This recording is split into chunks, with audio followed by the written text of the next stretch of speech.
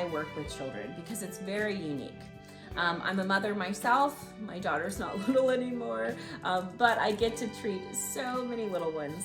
I work with little babies all the way up to college and beyond, right? Even adult children.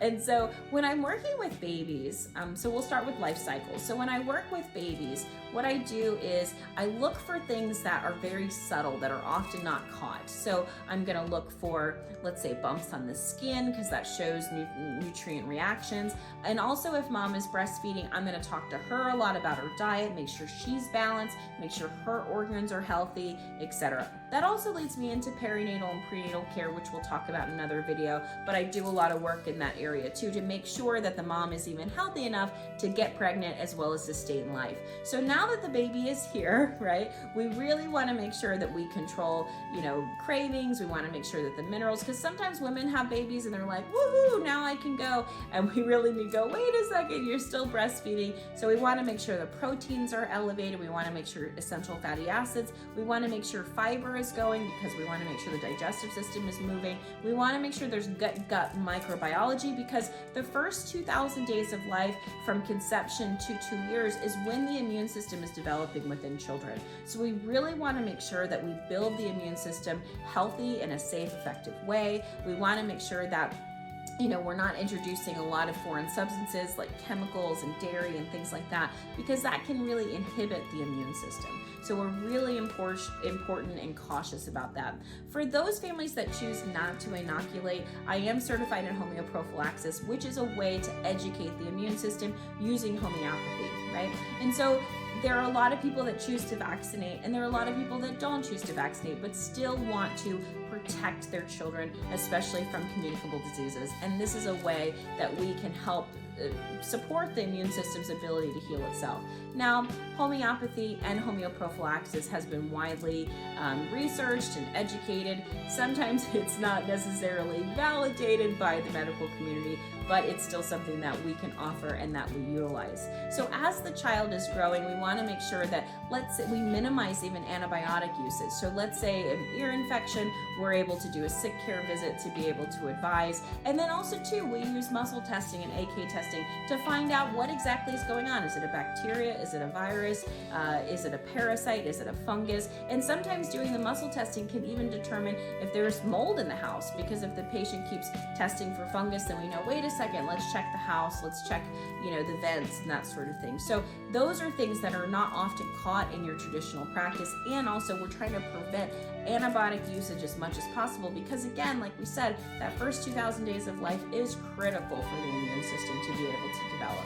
And so as the child grows, and we want to make sure they're hitting their developmental markers, we want to make sure that they're transitioning to solid foods in a healthy way. We're advising the mom and dad of how to eat healthy, but also to stress management and different things that really come up more in the environment, like, getting enough sleep and getting enough exercise and moving your bodies and having a healthy, loving environment and a healthy relationship. Even if you're not necessarily together and you're co-parenting, how do you do that in a healthy way? As the child develops and becomes more present and conscious, we really start to talk to the child about what it means for them to be healthy. So we start to have them take ownership of their bodies, right? And some of my little kiddos, are really super advanced, where they're talking about their emotions. They're like, I'm really sad, I'm this, I'm that. So we also have emotion flashcards where we utilize them. We really give them communication. We give them words to be able to access, to understand their emotions. We also teach our parents about boundaries and how to set those healthy boundaries, because some of us, like myself, super had a bleeding heart because my daughter was so cute and I just wanted to give her the world, which, later on in the teenage years, definitely, need I say more? So we really work with the kids to help them to understand their boundaries and their limitations. We help them with relationships.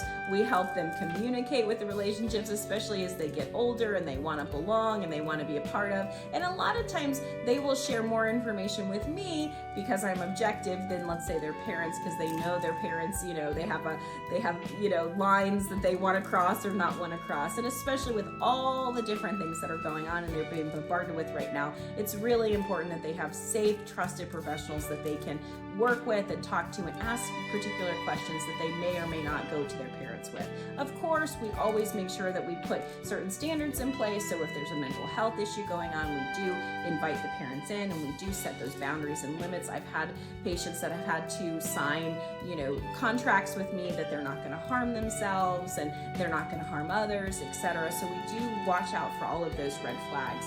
We also make sure that as they're growing, they're aging, and they're working through school, they have time management skills, that they're also getting healthy sleep. They're able to process their emotions, especially as their hormones are shifting and raging and going up and down. We talk to them about safe sex and safe sex practices and what all that means, etc., as long as the parents are open to that conversation. And of course, we always working with the parents on having those conversations with their children. And we do it from a medical perspective. So we're not, dealing with any of the other lifestyle patterns around it. So we also make sure that they're able to adapt from the pressures from high school into college and make sure that they're doing that in a healthy way, especially nowadays, because there's so much pressure from so many different places. And we don't want children to resort to things like Ritalin or Adderall to be able to keep up with those demands. We really want to help them to learn how to take care of themselves and prioritize and time manage so that they're able to effectively focus and get the things that they need to accomplish.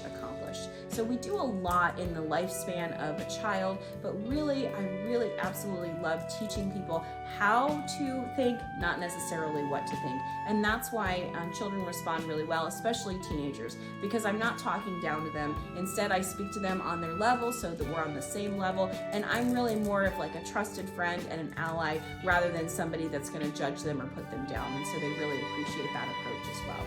So I'd love to help you with your children. I love working with family systems and looking at different dynamics, especially with mom, dad, and the kiddos, to really help you guys work synergistically as a family. And that's why I'm in family practice, because I really believe that we can evolve and we can help our communities if our family structures and our family units are intact. So with that being said, I look forward to helping you and your family